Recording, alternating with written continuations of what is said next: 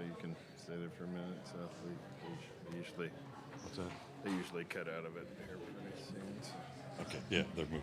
Okay, we're excited to have Bucky McMillan with us. Bucky coming back to the SEC and back to Birmingham, or I guess should say to the SEC and back to Birmingham. Bucky attended Mountain Brook Elementary School, just up the road, less than a mile from this hotel. He was a standout basketball player at Mountain Brook High School and at Birmingham Southern College. And he came into town last night to have the advantage of looking so good by visiting his traditional barber here in town. At age 24, Bucky was named the head coach at Mountain Brook High School, where he won 5 state championships at a school that had never before won a state championship prior to his arrival. He honed a style of play at Mountain Brook High School labeled Bucky Ball. So I admit to not paying a lot of attention to local high school basketball, but I knew that moniker because it was a fast, aggressive, and high-scoring form of basketball. Bucky left his mark on the high school realm, and that includes having 3 of his former assistants coaching across the state in Mountain Brook, Coleman, and in Huntsville. In April of 2020, that Bucky Ball moniker moved a few miles, I think that's west of where we are right now, to Samford University, and after making that jump from high school directly to being a head coach at a Division I university, he took Samford to its first NCAA tournament since 2000. He had 4 straight 20-win seasons and earned Southern Conference Coach of the Year 3 straight years. Welcome to the podium in his first year leading Texas A&M, Bucky McMillan.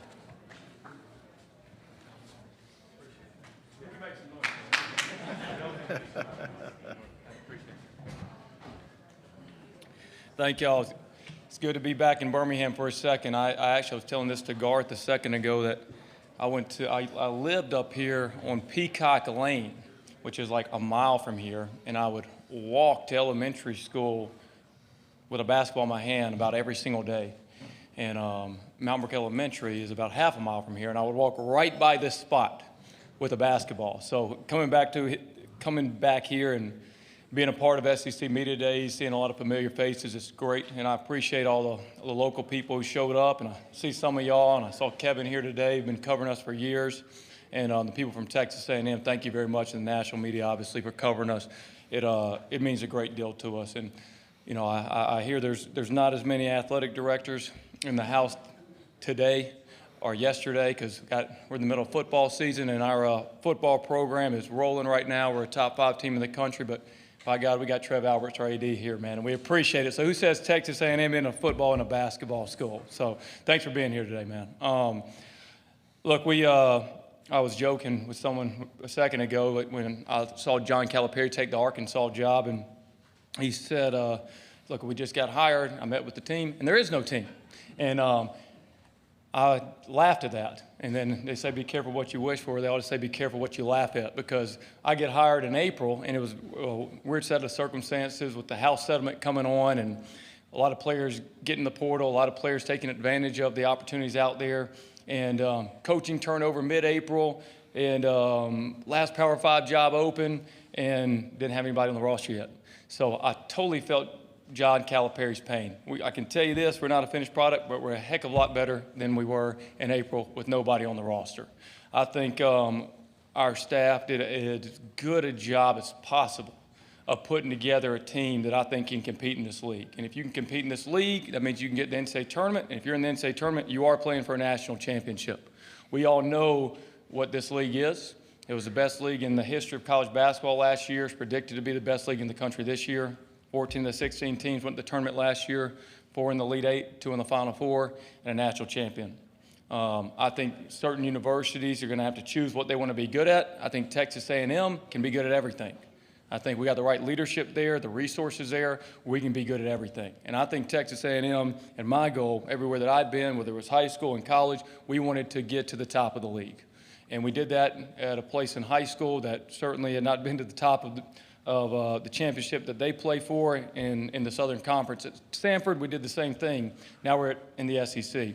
And our goal is obviously not just be happy to be here, but get to the top of this league. Because if you get to the top of this league, you can be a national champion. And I think that Texas A&M is a sleeping giant. I think you can win a national championship at Texas A&M. And I've been elated to be there thus far. For our team this year, I'm so thankful for the players who joined our roster in April and May, because they had to see it before it's happened, before we won a game there, and they had to see it, and some of them had to jump on board before we had other players on the roster. We had some very good players jump on board not knowing who they were going to play with, because they believed in the staff, they believed in the university. And so I'm elated with the roster we put together based on the circumstances. I think we got a really good shooting team. We got to come a long way on defense. They always say get old, get deep, get some continuity. Don't have much continuity, obviously, when you don't have any players returning, but we are old, we are deep. I know we'll play a style of basketball that will be very entertaining for the fans and hopefully hard to play against. So that's our team this year. Y'all can ask me about specific players. But very excited to be here and very excited as we go through these years to get to the top of this league. Thank you, Coach. If you have a question, raise your hand. Please give your name and affiliation. Catherine and Emma will get you a microphone. We'll start right in the middle. Olin. Hi, Coach. I'm Olin Buchanan with Texags. Since you have put that team together and you've had an opportunity to practice and all you've seen in practice, what specifically gives you optimism that, you are going to be able to come together and be the kind of team you're talking about? A couple things. First, I would say that our age, they're mature players. They're mature players. We're not totally healthy right now with McKenzie, but when we have everybody, we have a deep team. So you have an old team that's deep, okay? And when you have old players that are mature, this isn't their first rodeo with college basketball. You're going to hear every kind of coach speak that you've ever heard in your life this week. We've all heard it, what we got to do. We all know it. But the truth is, to compete at this level, the talent gaps can be big or they can be slight. But to have a successful season, you're going to have a team that has the maturity to fight through the adversity of the season. The highs, the lows, and that's why you'll see some teams that go on a 4-game losing streak and they absolutely tank the season because, hey, they weren't ready for the hard. I think our players have been a part of college basketball and know that it's not easy. It's not easy to go on a 3-game road streak or 2-game road streak in all of college basketball, and it dang sure is not easy in this league. So for our players, we have experience playing college basketball. Many of them had experience at the Power 5 level. Coach, we'll go right here in front, second row. Kevin. Hey, Bucky. Kevin Skarbinski with the SEC blog. Why was it important for you to take some of your key staff members with you to A&M? Well, I think we've had a great staff wherever I've coached. I mean, it was definitely a we. There's familiarity with each other and continuity with how we operate. In addition to taking the staff members that I've known a long time, like Mitch Cole, was actually coached me in college. We added some great staff members as well that knew Texas A&M. So what's unique about our staff is you could say, well, y'all are kind of new there, but Mitch Cole's coached at Texas A&M, won an SEC championship there as an assistant coach. Kyle Keller did the same thing. Darby Rich is coached there, and Frank Haitham coached there. And so you're looking at all coaches and Darby Rich is, in my opinion, maybe the best strength coach in all college basketball.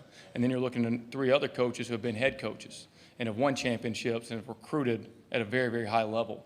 But Texas A&M is a unique place in that the people there, I say Aggies support Aggies.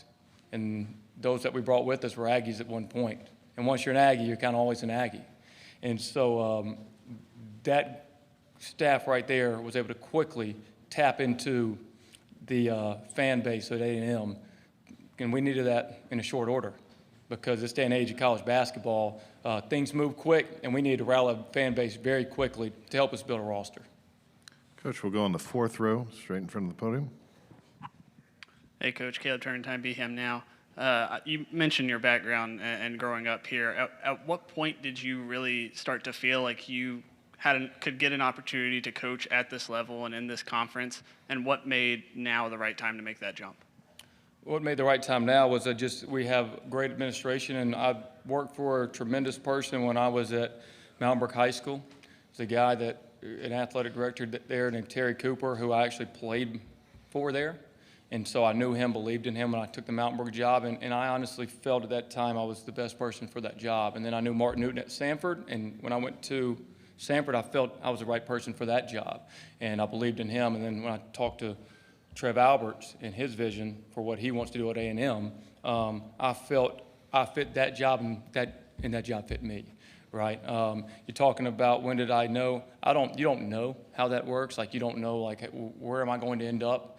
There's no difference. I can tell you this, when I was at Sanford and we're playing Kansas in the NCAA tournament, and there's 2 minutes left to go in the game, or I'm coaching a JV basketball game, and there's 2 minutes left to go in the game. As a coach and as a competitor, you don't know the difference. You don't keep up with the difference. You are where you are, right?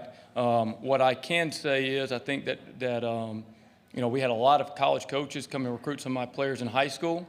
I got to see every angle, and that experience for me was probably better than any experience I've even had as a college coach. I got to see I had a McDonald's All-American on my team. I got to see every school in the country recruit that player. What worked, what didn't work. That helped me tremendously understanding the recruiting game. Though I hadn't recruited before I went to Sanford, I got to see every coach in the country recruit my guys. And so once we kind of figure that out and, say, I know how this recruiting works, the basketball stuff and the connecting piece, that's something that I'm very comfortable doing. I've done it my whole life.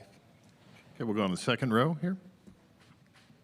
Hey, Bucky, Neil Blackman, Saturday Down South. It looks like the better teams that you had at Sanford in particular, and obviously play fast, shoot a lot of threes, make a lot of threes, but you guys were able to generate a lot of rim pressure for mid-major team, particularly on the offensive glass. Did you go about kind of constructing a roster you could replicate that in the SEC where that's even more important? Yeah. Look, when we had to construct our roster, we had to take the best what was out there. And so we knew, and I've told this to different people, we're not going to win an Oscar opening night, right? You got to put the actors together that fit it perfectly to do that on opening night. We had to put together a roster that had good people and had talent. And so we'll have to play smaller in spots this year, some guys out of position. But we know that when you look at the Final Four, those rosters all have one thing in common. Is it that they play zone? Is it that they play man? Is it that they press? Is it that they shoot a lot of threes? And one thing in common, they got talent. So for us, we just had to put a roster together that had talent, and we said we'll figure it out once we get that talent, as long as they are the right people and they fit Texas A&M. So to your question about rim protection, I'd be the first to tell you, hey, we may have lineups out there where we don't have anybody over taller than 6'5". And that can be challenging. We better steal the ball before they shoot it. And then we may have times out there we put 2 7-footers out there. But we just got to figure it out as we go. Coach, we'll go to the back row. Bucky, Richard Hendricks, ESPN. You've been able to obviously be from the state of Alabama, and you were able to get a North Alabama kid in Jakari Lane. How has he been able to transition into your program? Yeah, Richard Hendricks, I watched him play for years, man, the man. Jakari's been great. Every intangible that you could have in a player, Jakari has. Like, he really does. And you can't put a price tag on that. Like, for these players coming up from mid-major, the difference in, like we talk about in talent, is that. But he's a winner. Jakari's a winner. He's won everywhere he's been, and he's won at places that hadn't won yet. So there's things he'll do on a stat sheet that'll be great, but more importantly, the intangibles he has, moving the basketball, being about winning every day, so happy to be at Texas A&M, not taking it for granted. That's the type of player I can ride with, and he's going to be a big part of our success this year. Okay, we'll take one final question in the middle. Olin?